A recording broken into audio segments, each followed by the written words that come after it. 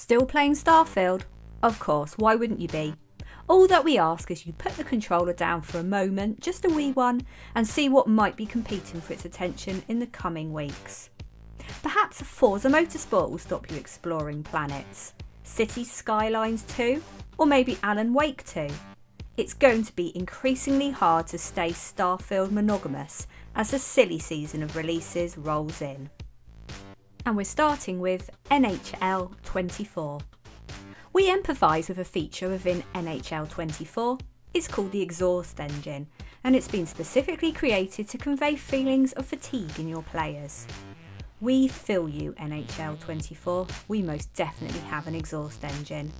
There are other features packed in there, of course.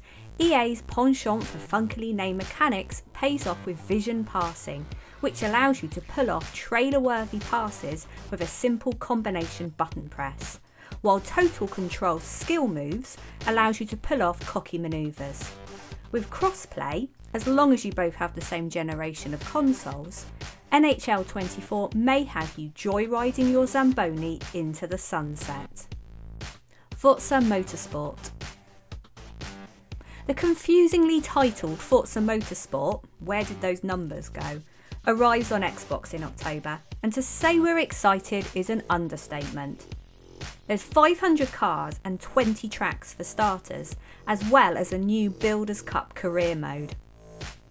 Power players who just like winning get adjudicated multiplayer matches, while there's a nifty list of fixes including cutting-edge AI, advanced physics, tyre and fuel strategy, plus driver and safety ratings.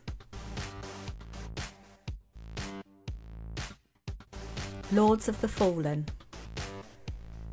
Speaking of confusingly titled games, 2014's Lord of the Fallen gets a 2023 sequel named Lords of the Fallen. What next? Gears of War releasing a sequel to Gears of War 5 named Gears of War 3? Anyone who played the ramshackle but satisfying Lords of the Fallen Part 1 will be rubbing their hands with glee. This is a big budget step up for the series, taking place in a map that's 5 times the size of the original game. The profits from the first game have clearly been funneled into the art, as this is as pretty a third-person RPG as you're likely to see. Will it manage to scratch the Baldur's Gate itch before it comes out on Xbox? That's a tough ask, but we're eager to give a verdict. Sonic Superstars. The generally accepted rule of thumb for Sonic is the fewer dimensions he's running in, the better the Sonic game. Sonic Mania was arguably the last time that Sonic was truly great, and that was a triumphant return to 2 dimensions.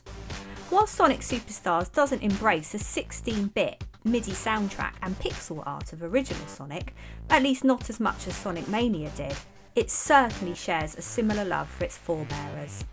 This is a 2D game with little 3D touches that bring it into the modern era. Perhaps the most exciting inclusion is full 4-player co-op, which allows Amy, Knuckles and Tails to collaborate with Sonic on some fiendish Eggman-controlled levels. Together you can rush up waterfalls, snaffle Chaos Emeralds and bonk Eggman on the nose. Oh, we can hear the Green Hill soundtrack already. Endless Dungeon. Amplitude is one of the most underrated studios in gaming. They are none more underrated than on Xbox. That's because their artful, procedurally generated RPGs rarely come to the big black box, with the exception of Dungeons of the Endless. But now we're getting a simultaneous cross-platform release of their next title, and we couldn't be happier. Endless Dungeon is a roguelite tactical action game that can be played solo or with 2 friends in tow. It thrusts you into an abandoned space station with a crystal bot to protect. This little dude is your key to harvesting the core at the centre of the station, but it's also weaker than my nan's tea. Each run becomes the most epic of escort missions as you protect the bot against hordes of relentless monsters. They explode into loot, so you're trying to stay ahead of the curve so that you don't die. This being Amplitude, you will die, lots. But it's a circle of life, and you'll only come back stronger. Hot Wheels Unleashed 2 Turbocharged. You haven't felt pain until you stepped on a Hot Wheels car. If you have felt that pain, perhaps it's time to move from physical to digital. Box up the cars for the charity shop and pick up Hot Wheels Unleashed 2 Turbocharged. There's an eye-watering 150 cars in this game, with the roster being bolstered by ATVs and motorbikes. They can be upgraded with a new RPG-like system that allows you to max out the stats that you prefer. You'll need them to protect yourself from your opponents, as new moves including a lateral dash and single and double jump make them all the more threatening. With 5 new areas to race around, this is more fun than you could possibly get from a shoebox full of rusty cars. Cities Skylines 2. Got any free time left? Perhaps you'd like to spend all of it in Cities Skylines 2, the sequel to the celebrated SimCity beta Cities Skylines. A lot of games will try to dazzle you with new features and fancily named mechanics. A lot of them are in this video, but all Cities Skylines 2 offers is greater depth than ever before. If somehow you felt that the original game was a little shallow, then be prepared to fight gentrification, balance budgets, and create infallible infrastructure. Everything has been opened up to allow you to really get in there and tinker with things yourself, and we don't know whether to be daunted or excited. Metal Gear Solid Master Collection Volume 1. The Metal Gear Solid games have dallied with the Xbox, but rarely have they committed so wholeheartedly to the Metal Gear Solid Master Collection Volume 1. Included is Metal Gear Solid 2 Sons of Liberty, Metal Gear Solid 3 Snake Eater, and as a wee bonus, the 16-bit classics of Metal Gear Solid and Metal Gear Solid 2 Solid Snake. In a world of remakes, it can be hard to understand exactly what you're getting. A Resident Evil 2 style glow-up, or a Grand Theft Auto trilogy dropping of the pants? Well, the Metal Gears in the collection are the originals you know and love, tweaked to 60 FPS and optimised for Series XS. Frankly, we're just happy to play these on our favourite console, and the threat of a Volume 2 only makes us happier. Ghost Runner 2. A bit of an old favourite is Ghost Runner. Slick as oil, it made us feel like ninja assassins moving at full pelt. The experience only improved over the DLC, as you got the impression that developers, one more level, were mastering their Ghost Runner art. Earlier than we expected or hoped comes Ghost Runner 2.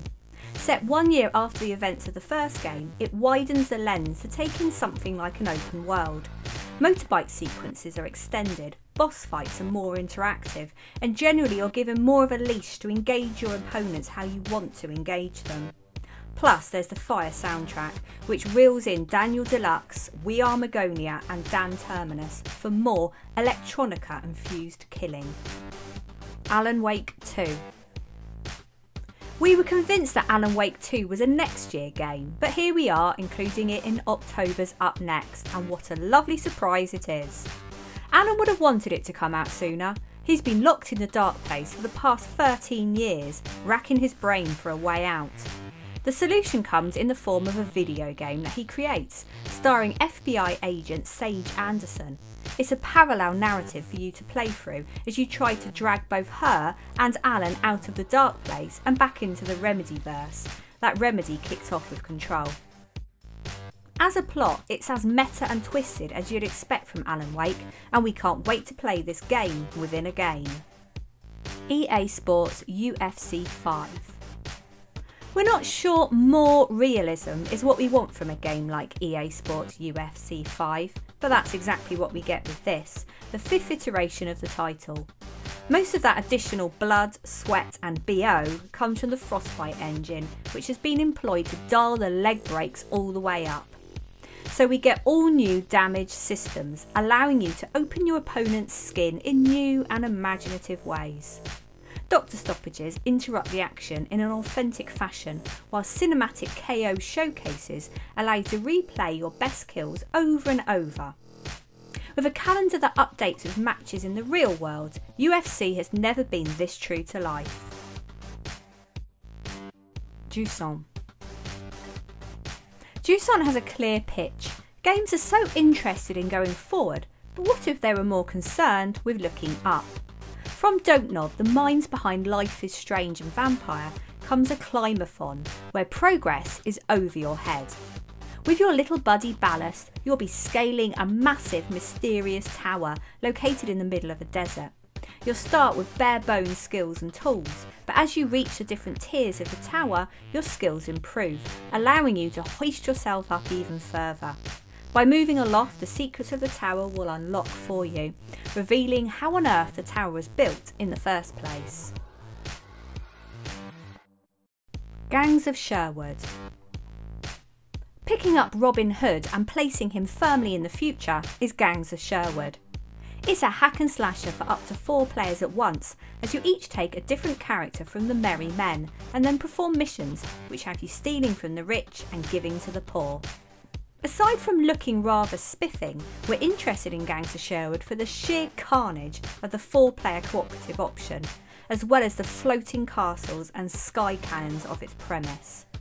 We can't recall a Robin Hood property being so loose with its source material, which is something the overused property desperately needed. Assassin's Creed Mirage. Whisper it, but Assassin's Creed is back. We know that it's never really gone away. Valhalla has been pumping out DLC for the past couple of years, but Assassin's Creed Mirage is a return of a different kind. It's back to basics, as we ditch Vikings for stealth, quiet kills and clambering over rooftops. Mirage takes us to 9th century Baghdad, where things are very different from the past decade of Creeds. Gone are the sprawling maps, and we're instead returning to the confined spaces of Unity and Syndicate. That's because Mirage is more of a black box stealther. You know what you have to do, but the puzzle is finding the best, or only, way of doing it. You can't just charge through the gates and thunk an axe into a mark's head, you have to plan it out. Even the runtime is down. It's been confirmed that Mirage is a more compact, focused 15 hours long. So, there we have it, just a mere 14 games this October to keep you busy. Which ones will you be playing? Why not leave us a comment below to let us know. And so it goes with November, which is looking to be every bit as good as October. Will you be able to fit Football Manager 2024, Call of Duty Modern Warfare 3 and Persona 5 Tactica into your life? In the meantime, why not give this video a like and subscribe to our channel so you never miss the latest in games coming to Xbox.